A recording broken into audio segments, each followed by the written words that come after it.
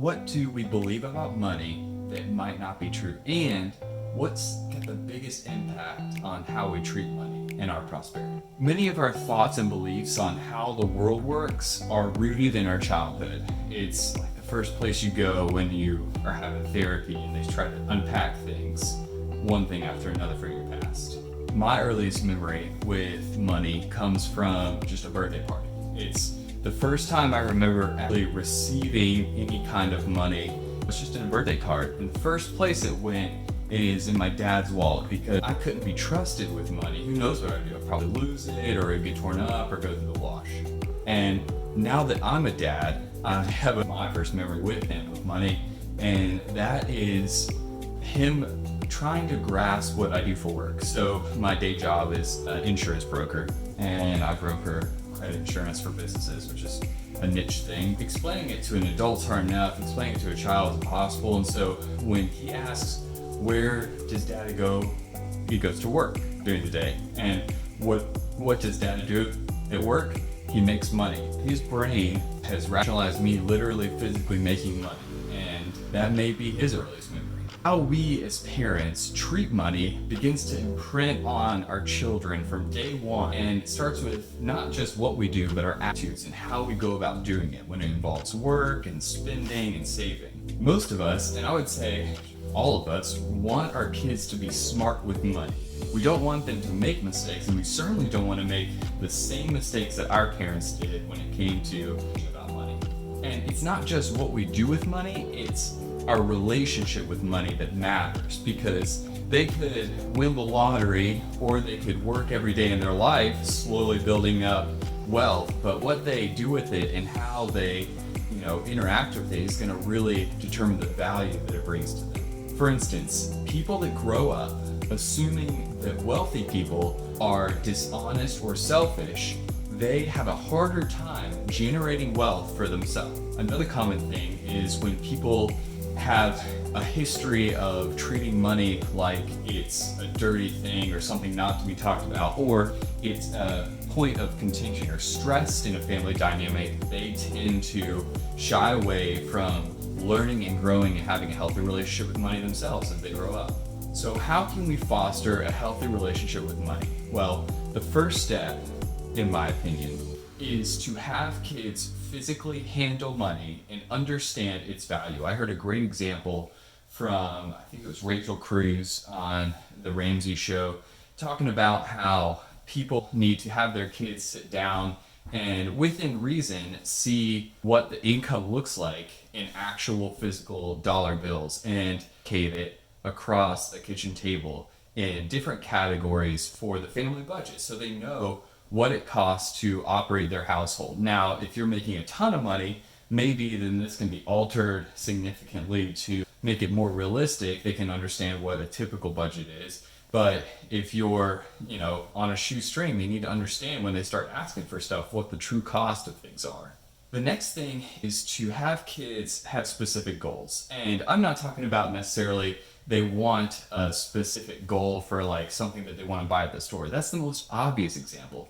But instead, when they really think about the life that they want to have or what's greener on the other side, because a lot of times kids get caught up in comparison just as much as us parents do, then to have them not necessarily stop comparing, but start articulating what that specific life may look like in the terms of what would need to happen in order for us to get there as well. And without unloading too much of social dynamics or the stress of the entire world on a kid's shoulders, maybe there's some concrete specific examples of what a child can do to unpack the differences. This doesn't have to be like a long-term goal or a long-term view, but maybe just if they find themselves comparing what one birthday party might look like compared to their friends that had a different, maybe more expensive, lavish experience, maybe they can help understand what the cost is that goes into things like food or activities, or how much it really costs to have a clown show up and what that turns into is terms of like how many meals around your family, what it costs to provide a meal on the family table versus what it costs to, have a magician show up at a birthday party. Kids usually have a better idea or a better ability to wrap their minds around experiences versus dollars and cents. So if you're trying to help a child understand the real cost of things, try to translate it into terms of what it would cost to go to Disney World versus how many times it costs to put a child through a sports team, what the equipment and the fees and everything cost to be on a soccer team. And it helps them conceptualize what 30 seasons of soccer is compared to one trip to Disney.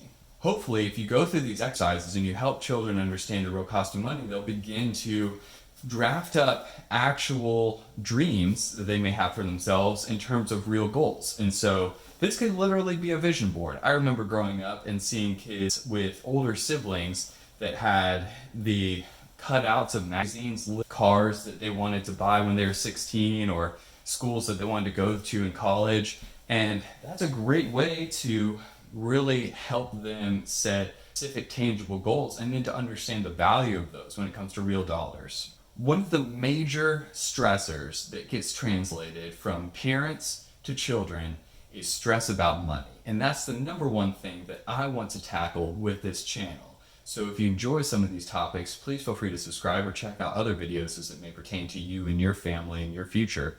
But when it comes to family stress about money, the key is to help children engage in better habits. And so a better habit that will combat financial stress that may not be direct, and maybe indirect stress that you're accidentally giving to your children, is to exercise gratitude. That's good for adults too, but it's especially good for children to go through a routine and a habit that helps them express and explore gratitude, what they're grateful for in their life. So even in times where you can tell you yourself or your children are experiencing some sort of financial stress, if you are able to identify 3 things that you're grateful for, it's a huge transformational activity. You may be surprised at how deep kids are. I mean, kids as young as 3, 4, 5, they're not just grateful for what's directly in front of them. And surprisingly, sometimes it's mom and dad, sometimes it's not. Sometimes it's a specific experience they had where you start to learn that maybe someone was picking on them on the playground, and they start to open up about how grateful they were that someone stepped in, or that a friend was able to provide some comfort in those experiences. They sometimes may not open to you all the time about that, but in the context of gratitude, it helps them to reveal some of the deeper emotions that they may be experiencing as a child. The other consequence of expressing gratitude in the context of financial stress is that it can often lead to giving and being more generous with your money.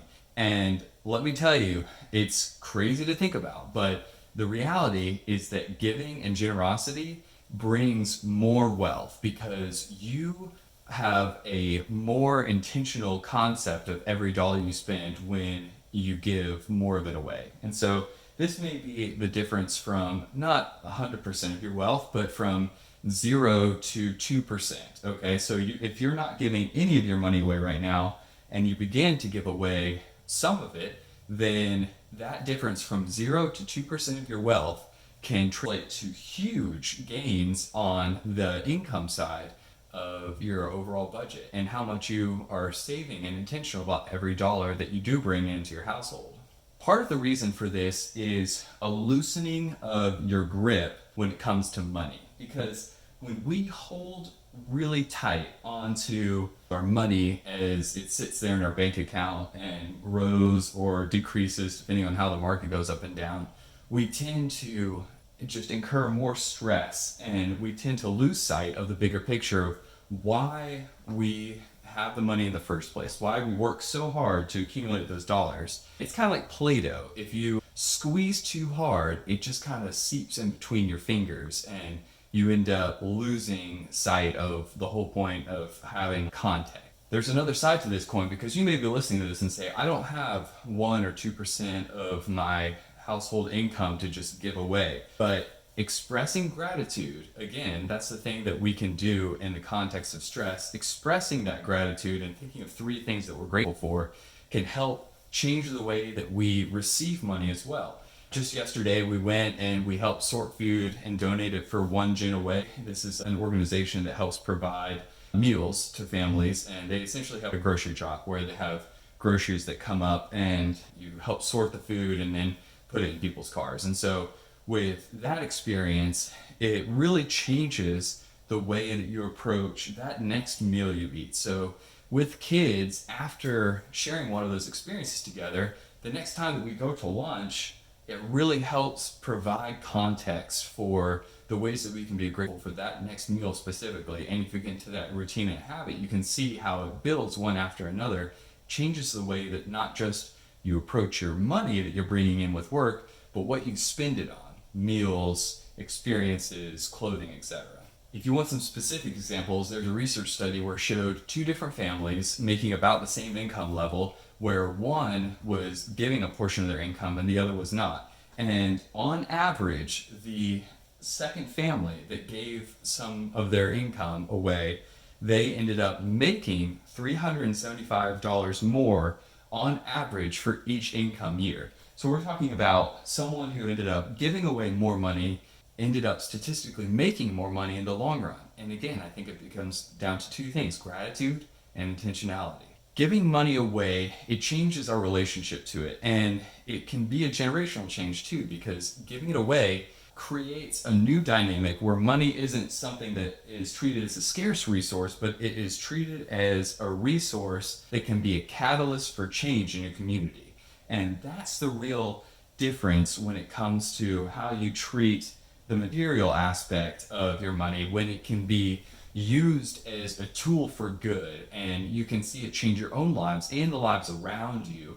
It becomes a much more powerful tool than something that was often treated as a scarce resource in a lot of our previous generations. You know, we currently live in a world where a lot of our children are brought up believing that they will be successful, that it takes some sweat equity, it takes some luck and a little bit of inspiration, and whatever they put their mind to, they'll be able to accomplish. Now, I know that there's a lot of people that think that a trophy for every kid generation is harmful, but I will say that there is some benefit to an optimistic view when it comes to success and money. As long as it's met with perseverance, as long as you have that 49% sweat equity, that 1% inspiration, and that 50% of luck and circumstance, as long as they understand that dynamic there, then kids are going to have not just a better shot at being successful,